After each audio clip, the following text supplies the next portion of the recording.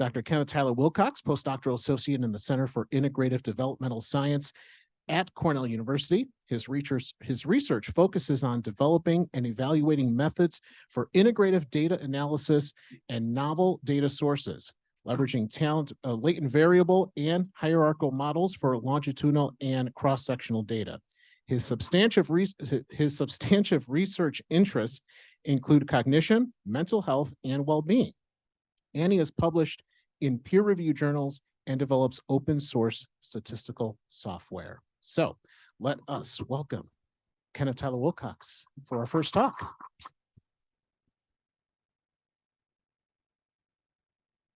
Thank you for that introduction. It's nice to be here. So I'm struggling a little bit with a car accident injury. So if my speaking seizes up, that's probably what's happening. So we'll see how far I go. So I'm going to talk today about an ongoing project involving an integrative data analysis of positive psychological interventions, but also try to pitch this a little bit more broadly to that particular field. But I think a lot of the ideas may be of interest beyond for folks that are doing work outside of just positive psychological interventions, but are thinking about how to evaluate an evidence base across multiple studies in a systematic and more powerful way. So I'll first talk about what we kind of know about positive psychological interventions, what we don't know, and some ways forward. And one of those, at least historically, has been meta-analysis, and that's provided a great way to synthesize a lot of the literature, but it also poses its own problems, and as I'm going to argue, is fundamentally limited in an inability to answer some of the more important questions about how positive psychological interventions work. And so moving forward, I'm going to try to persuade you that integrative data analysis methods as a complement to meta-analysis can be a way to get at some of the more tricky questions that an individual study or a meta-analysis may not be able to answer. And I'll try to illustrate some of this with the ongoing IDA that we've been working on, try to put a little bit of flesh on the bones. So broadly speaking, a positive psychological intervention can be thought of as an intervention or kind of skill building where you're trying to promote positive emotions, behaviors, or thoughts. And the idea being that that should increase the well-being of an individual or a group that goes through this kind of intervention. This has been shown to be effective and fruitful for increasing facets of well-being, for improving resilience, and this has been evaluated in both clinical and non-clinical populations. And yet, despite their promise, there's still a lot of work to be done, particularly in assessing their degree of efficacy, how they actually function, so some of the mechanistic questions, as well as for whom and when they may work. So these are questions of moderators. And what I'm going to argue and then try to depress you with and then come back and feel good about later is that no single study is going to be able to do this well, particularly because it's operating in isolation. To give you a bit of an example here, this is taken from work that I've been involved with Anthony Ong in a positive psychology intervention called Larkspur, which has been piloted in adults struggling with fibromyalgia and pain.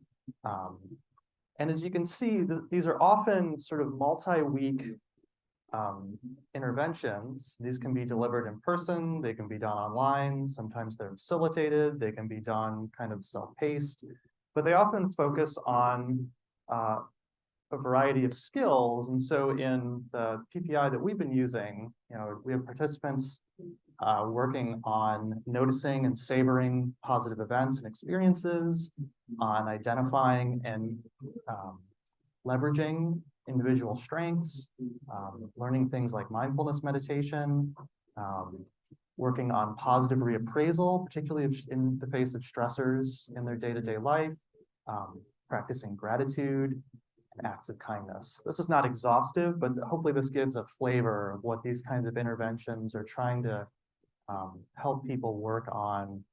And in particularly in the context of things like chronic pain, these can often be things that you just don't want to bring or struggle to bring to bear day to day. Unfortunately, a lot of these studies are underpowered. So I'm a quantitative researcher, so it's like my job to tell you that a lot of our psychological science is underpowered and make everybody upset.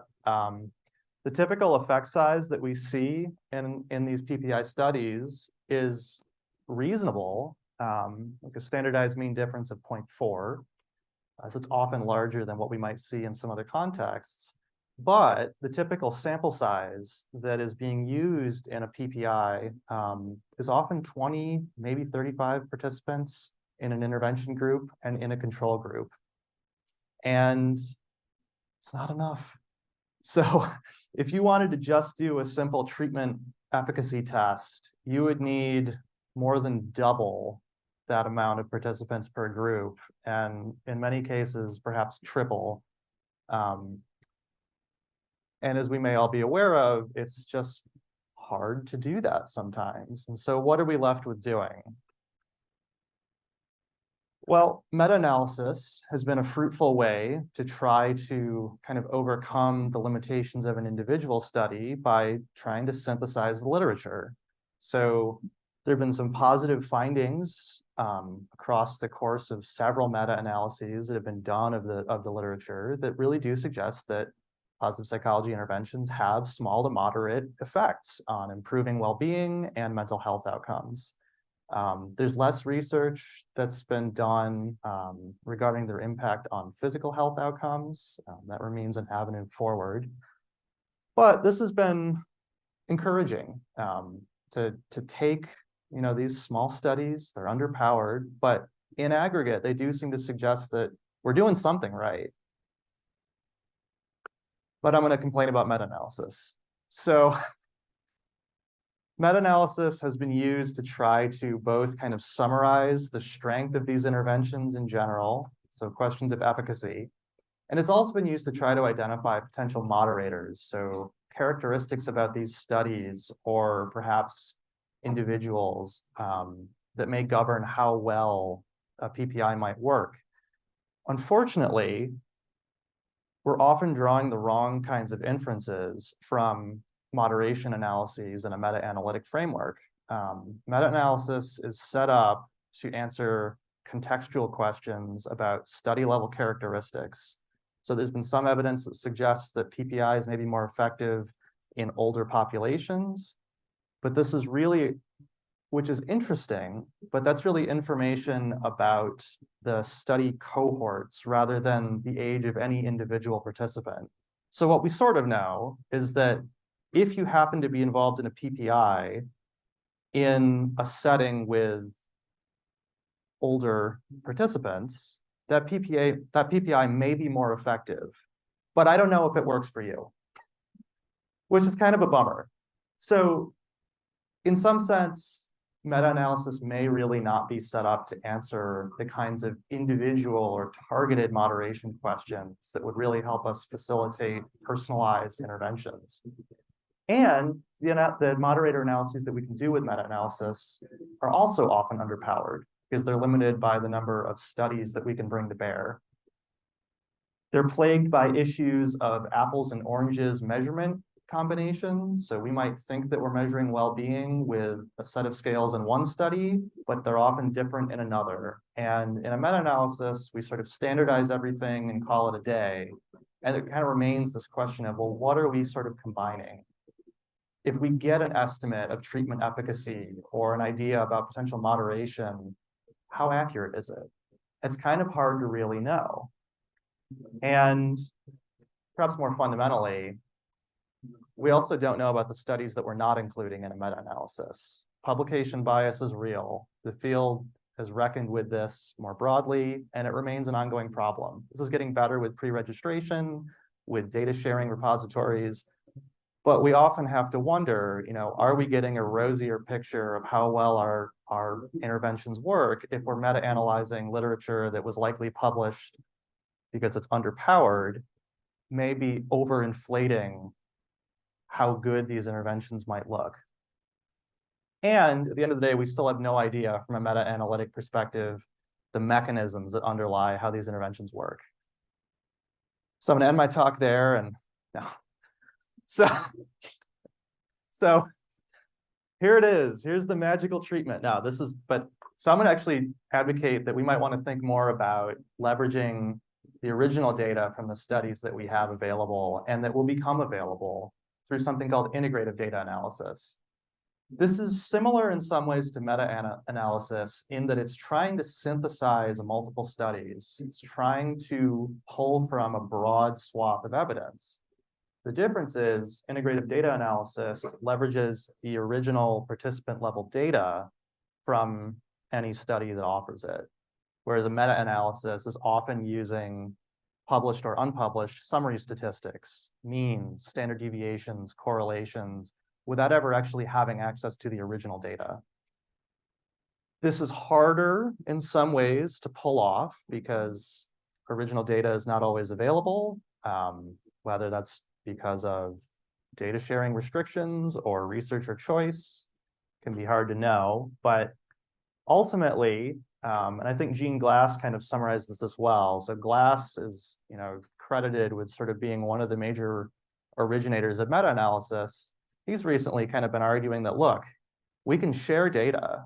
It's available. It would let us build up a broader, more complex landscape within which to evaluate the kinds of theories and hypotheses that we're interested in that a meta-analysis may not really ever be able to do. Some of the reasons to consider doing an IDA that kind of make this often referred to as like the gold standard for a meta-analysis is that first and foremost, it offers you better power and precision. Like meta-analysis, this can both be at the study level if we're asking contextual questions, but also at the individual or the participant level. Because we have the raw data, we can start to ask questions about for whom does a treatment work? Are there covariates or other kinds of information about participants that might moderate how well that intervention works for them? We can follow participant trajectories in terms of efficacy over time. And in fact, we can often do this over longer time intervals than we might be able to with any one study, or finer, more detailed time intervals. I mentioned that meta-analysis combines different measures and kind of hand waves them together.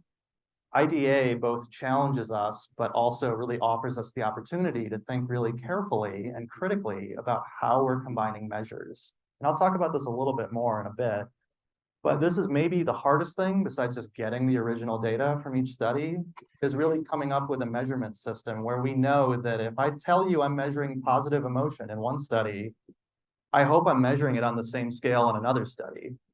And so there's some ways to try to do that. And I think one thing that's underappreciated is that you can bring to bear the same kind of analysis to an IDA study to study that may not be possible in a meta-analysis. If you're doing a meta-analysis, you have access to whatever the researcher may have published. So you might have their regression coefficient or their correlation or their treatment mean difference, but you don't know how they got there. They might have adjusted for covariates. They might have interaction effects running around. It's not always clean. If you have the original data, you can fit whatever model was going to answer the kind of question that you're interested in, but you can do it consistently across all studies and pool them together. Kind of outline like how you might approach this. As in any kind of systematic review or meta-analysis, you want to select the studies of interest. You then want to spend a lot of time thinking about what you're measuring and how you're measuring it, and indeed working to try to link different measures using even the individual item responses to try to link scales together so that you can come up with a common metric. If you've done all that, and that is hard, we're still working on these phases, you can then turn to ask questions about for whom, how much, when, for how long, just do PPI effects work. You can start to look at study context differences. You can look at participant differences. You can get at mediation questions. And finally, there's also some recent work that's actually working to combine sort of the best of both worlds. So taking a meta-analytic approach where if you don't have raw data, maybe you have summary statistics, along with an IDA approach where you have raw data from some of your studies and pooling those together. So you can combine as many studies as may be feasible. So in our ongoing IDA, we currently have a set of 9 positive psychology intervention studies with about 1,300 participants in total. Each of these studies assesses participants over multiple time points. So they all have baseline measures, an immediate post-intervention measurement point, and then often some kind of follow-up interval as well. They're using some scales that are in common, some that are different. And they're all kind of in the context of chronic health populations or caregivers of individuals dealing with stressful health diagnoses. So to kind of walk through the steps of how we're sort of tackling this, we need to pick studies, right? So we have these 9, and some of the inclusion criteria that we've been using is that they offer us participant level data, they're in an adult population, and they're evaluating 1 or more positive psychology interventions. We want multiple assessment points if we can get them. And to make some of the measurement harmonization more tractable, we're particularly interested in studies that are measuring affect, depression, and stress using a common set of popular scales. The tricky part that we're working on right now is harmonization. So I'd love to just compute a Hedges G and call it a day, but that's probably misleading, so I'm not going to. So instead, I'm going to do a whole bunch of factor analysis. And kind of the critical thing here is that we have multiple scales for some of these constructs that we're interested in. Each scale offers different kinds of items. Some of these items are in common, some are not. And one approach to tackling this question of combining these measurements is through moderated nonlinear factor analysis, which I'm not going to teach you right now. But the idea is that you can take, I don't have a laser pointer, but you can take a factor analytic model and basically start to allow the different factor loadings or variances to be different across studies. So this kind of moderation in a measurement model. What this does is it helps you put the different items and scales across these different sources on a common latent variable metric so that you can come back and actually be looking at scoring something like positive affect or depression or stress on the same latent variable measure across studies. It's hard, but it can be done. And this then lets you get into the kind of modeling questions that I've previewed. For the sake of time, I'll kind of skim through some of this. The other thing that we're looking to do is to start bringing in studies where that looked at PPIs, but they don't offer the original data for whatever reason, and to try to bring those into the analysis as well, so we have a more generalizable and broader evaluation of the relevant literature. So my takeaway, our individual positive psychology intervention studies are underpowered. This is a problem, but it's a surmountable problem. Meta-analysis has offered us some evidence to try to aggregate this work into and try to summarize the field. I think integrative data analysis offers us a rich alternative and complementary approach to try to get at some of these trickier questions, particularly about participant outcomes. So thank you very much. And do we have time for a couple questions or? Time for a couple of questions if anybody has any, and if anybody online also has some too. They can type it into the chat box or the Q&A box, and we'll get to that also.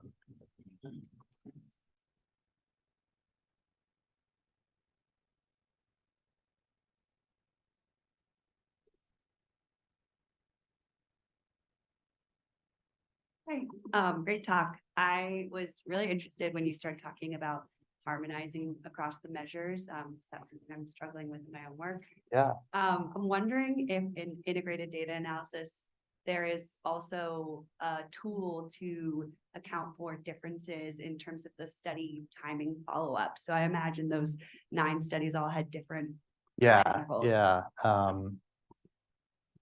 Yes, so that can be, so you can kind of think of, maybe, let's see how well I answer this. So you can think about measurement harmonization both across studies, but also across time points, even within a study. So this is kind of longitudinal measurement invariance is kind of the buzzword. So you can kind of think about it in both contexts, and that's important. But also, yeah, as far as kind of aligning different follow-up schedules, if you've got a harmonized latent variable, like say like positive affect here, if you can assume that that is measured consistently after you've done all of this work study to study, it's then fair to, as long as you pay careful attention to kind of coding the time intervals so that they're actually capturing different intervals of time on a common scale, you can actually start to look at, like, 1 month follow-up from these studies and 3-month follow-up from these, as long as you're careful that the spacing of those intervals and whatever your analytical model is consistent. Yeah, thank you. Anything online? We got a question? No, so far.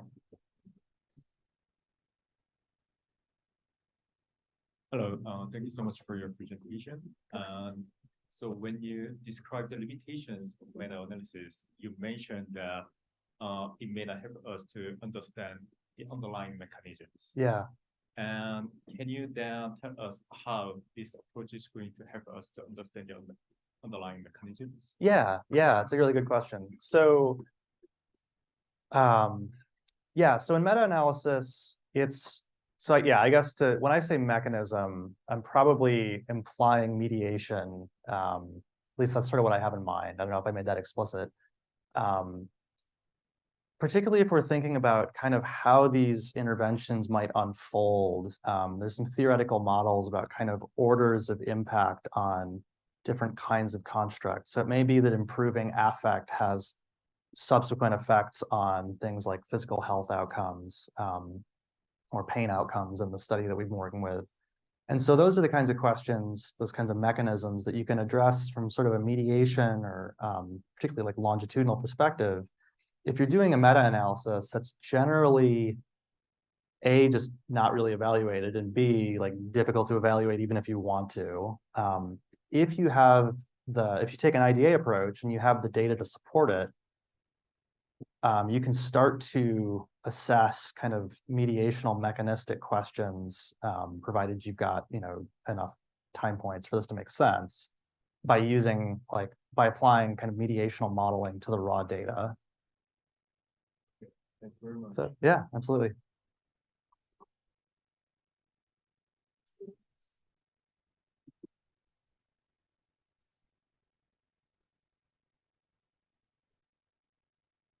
Okay. All right. Thank Thanks so you much. so much. Dakota Citron is a postdoctoral associate in the Center for Integrative Developmental Science at Cornell University. I think we figured that out by now. He has extensive experience in latent variable and structural equation modeling, longitudinal data analysis, instrument design, factor analysis, and causal inference. His substantive areas of research interest includes quantitative psychology and affective science. He has published several peer-reviewed journal articles, book chapters, and books, including Introduction to Modern Modeling Methods with Dr. D. Betsy McCoach. Dakota has previously been awarded fellowships from the Robert Wood Johnson Foundation and Educational Testing Service, and awards from the NIH Emotional Wellbeing Network and Stress Measurement Networks, the Chan Zuckerberg Foundation, and the Gates Foundation. So let's welcome Dakota W. Citron. Thank you. It's great to be here. And this comes up all the time. I probably mistyped it, but it was supposed to be causal inference. But there's a paper, it's called like causal versus causal inference, that I'd recommend checking out. See if this works. So I'm going to talk about some of my work that has been in the space of thinking about instrument design and how we design instruments that function fairly across diverse groups of individuals. The title of this study is Motivating the Study of Intersectional Flourishing. I'm going to be talking about some natural language, topic modeling methods for machine learning that I was using in this space. So I think this is the big question driving this work, which is, excuse me, what does it mean to flourish and for who? Are there different ways that individuals make their life go well? Do beliefs about what people do vary by social factors such as gender, race, or education, by race and gender? And do different groups or cultures value different components of flourishing, happiness, life satisfaction, mental health, and so on? And so flourishing is this construct of living the good life, but there's a lack of consensus of how to measure flourishing. The name of this study is to use natural language processing methods to understand how the meaning of flourishing varies across diverse groups of individuals, using these individuals' own words. So we measured flourishing with the open-ended question, what do you do to make your life go well, from the Midlife in the United States study. I've also been mentioning this term intersectionality, and intersectionality is a theory that was developed by Kimberly Crenshaw in the field of legal studies, and it was coined when arguing for an intersectional framework to study how race and gender interact to shape Black women's employment experiences. They live in a world where they're facing both systems of gender and racial discrimination, and she wanted to highlight this in her work.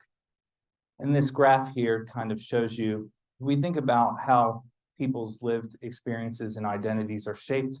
They operate in this ecological context where they may face systems of oppression.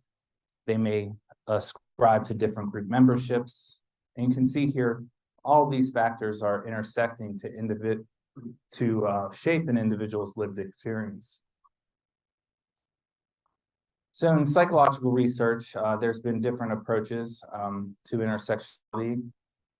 There are two approaches that have emerged, which are referred to as intercategorical and intracategorical approaches to intersectionality.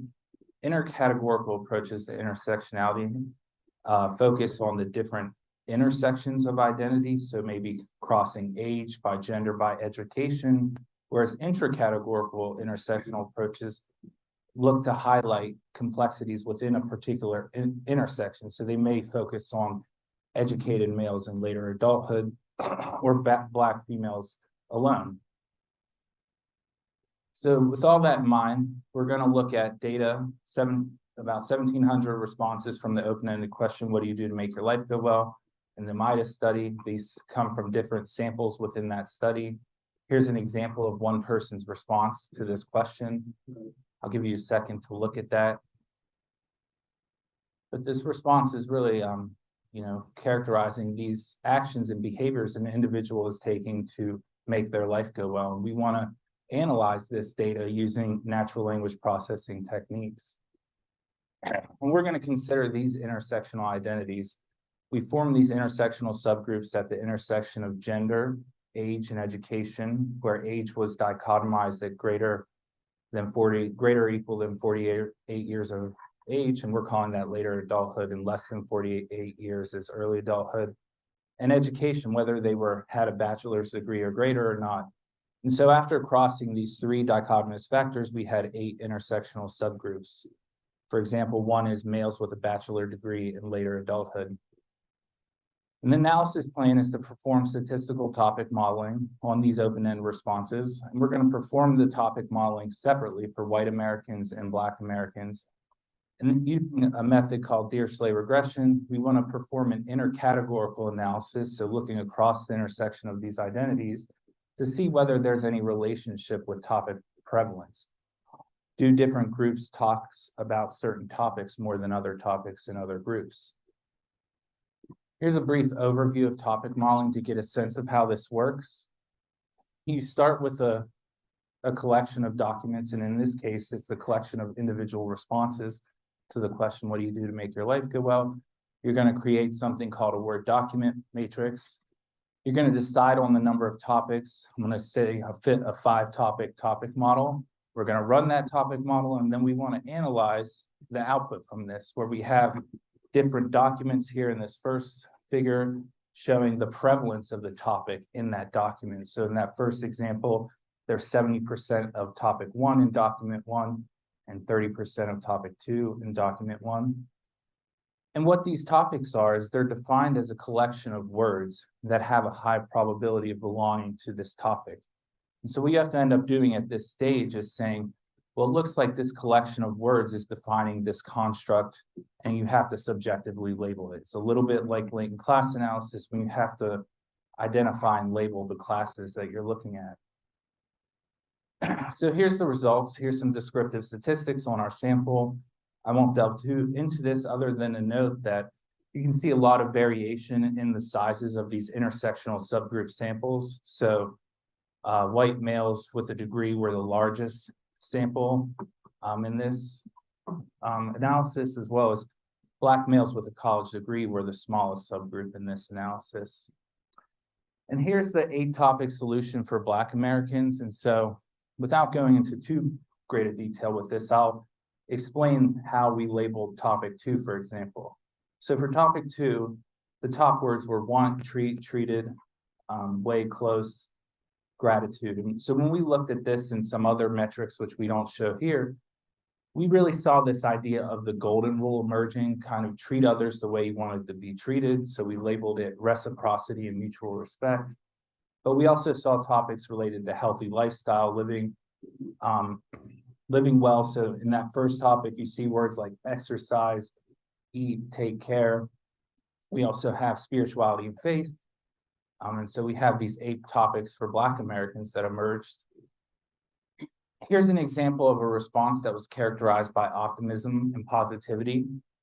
So this person said to make their life go well, they maintain positive thoughts and activities, pray daily, and so on. And so you see this person that their response, it's emphasizing this optimism and positivity topic, but it's also emphasizing a little bit of spirituality and faith and some other characteristics. Here is a depiction of these intersectional group differences for Black Americans. In our regression model that we ran, we found evidence of a statistically significant 3-way interaction between age, gender, and education. We saw that females with a degree in early adulthood had a higher probability of discussing a healthy lifestyle to make their life go well relative to males with a degree in early adulthood. However, this relationship was reversed among individuals in later adulthood, where Black males with a degree in later adulthood were much more likely to discuss a healthy lifestyle relative to females with a degree in later lives. Here's the results for the white Americans. Here we have 15 topics that emerged for white Americans. And I'll note that, more topics may emerge for Black Americans if we had a greater sample size for that group. So the white sample was a lot larger than the Black sample. In any case, these were the topics that emerged here. We also went through this process of labeling them. We see similar topics emerge, such as leisure activities and healthy lifestyle, but we also see unique topics emerge, which we labeled emotional coping or problem solving or keeping things in perspective. And here's an example of a response characterized by, this should be read reciprocity and mutual respect, but I have it as the golden rule here. And we see them use the term live by the golden rule, treat others as yourself. And here were the intersectional differences that we found for white Americans. We also found an evidence of a statistically significant 3-way interaction for topic 14, which was family and social life. We saw that males with a degree in early adulthood had a greater probability of discussing family and social life to make their life go well relative to those males without a degree in early adulthood. However, we saw this sort of reversal of relationship, however, for older males, where males without a degree in later life were more likely to discuss family and social life for making their life go well compared to males without a degree in later life. So, setting the stage, we wanted to know, does flourishing possibly vary across different groups? And different groups from diverse identities. And we see here that there is some evidence that the meaning of flourishing may vary by Black and white Americans, as well as within these intersectional identities that these individuals hold. Topic modeling provides an efficient way of analyzing large collections of text and discovering these hidden or latent topics. We found similar themes with prior research that used qualitative data. These themes overlap a lot with what we saw. There are some limitations to note for this study. We had limited data for Black participants. We only included the intersections of 3 identities: gender, race, and education. So you can imagine thinking of different ways to intersect people's identities. And that can be methodologically challenging, but it's important to consider in this space when you're trying to unpack the meaning of intersectionality for an individual. We chose the number of topics based on a triangulation of different methods. And the choice of the number of topics is an active area of research within machine learning. And so our choice may not be optimal and there may be some disagreement about it, but we felt pretty good about where we ended up landing. And it's necessary to subjectively label these topics. And this is not unlike doing latent class analysis, where you have to look at the pattern of responses amongst a set of items and say, well, I think that this pattern of responses is characterizing this behavior.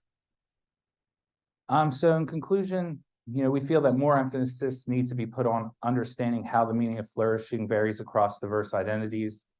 What are well-being researchers possibly missing by ignoring intersectionality? Are measures of flourishing sensitive to the components of what makes life go well across these intersectional groups? For example, we saw spirituality and faith emerge as a topic that individuals care about, but we don't see that spirituality and faith as a component of any existing kind of closed-end measures of flourishing. What else might we be ignoring by ignoring intersectionality? And so I think topic modeling can help us move forward in thinking about this and enabling us to reach out to the community and get their feedback and understanding about what it is that we're measuring and why. So I just want to say thank you for attending the talk and listening, and to my collaborators, Anthony and Tyler.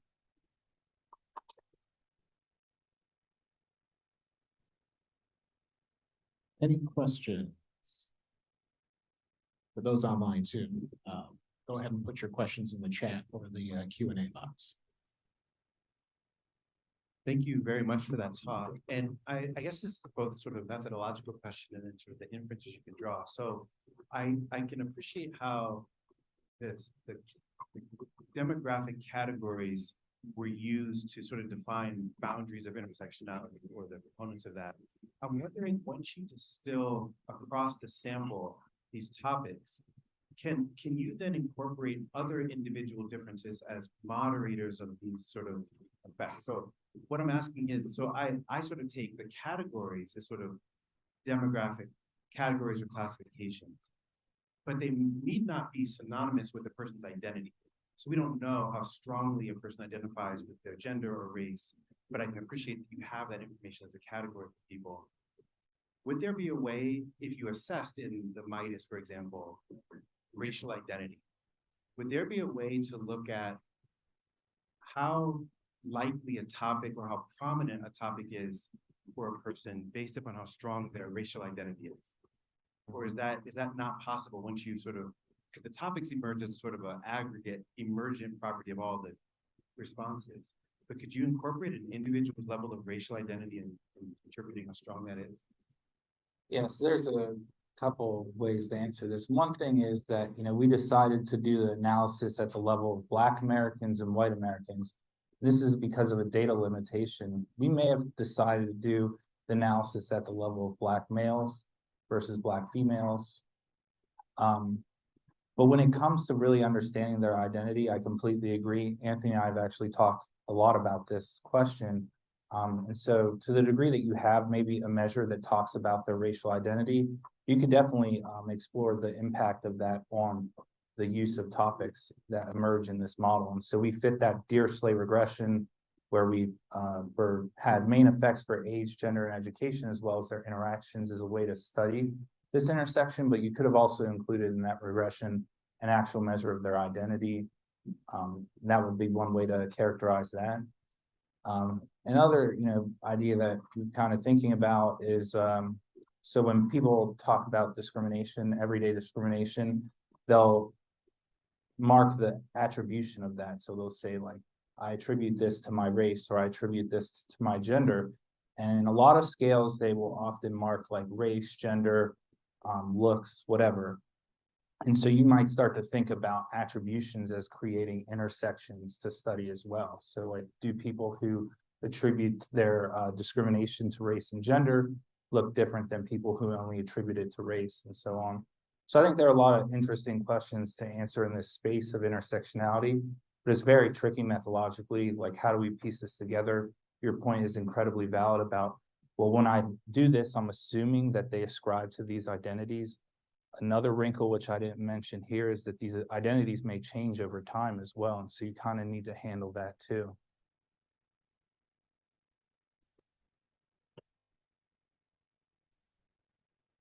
Any other questions?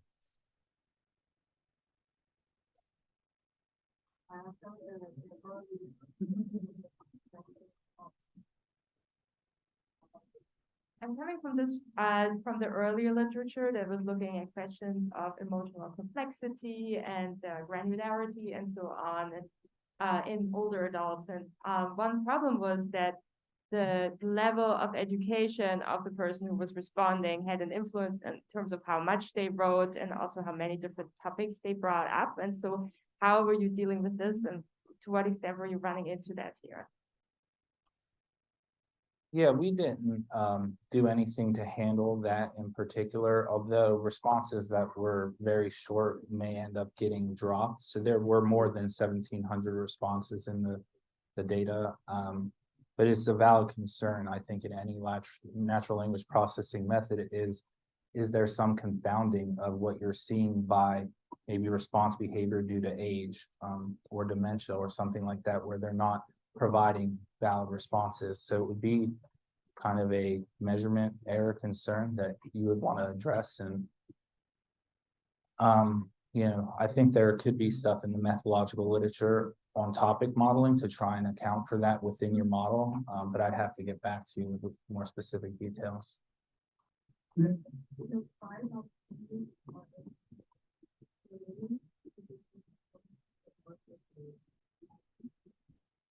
other questions?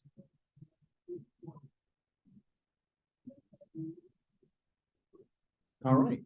If there are any other questions that you may think of over on the event page over on our website, you'll be able to get to Tyler's page. You'll get to the code's page too. So thank you so much to both of you for coming out today for our talks at 12. We thank you so much. Let's give them another round of applause.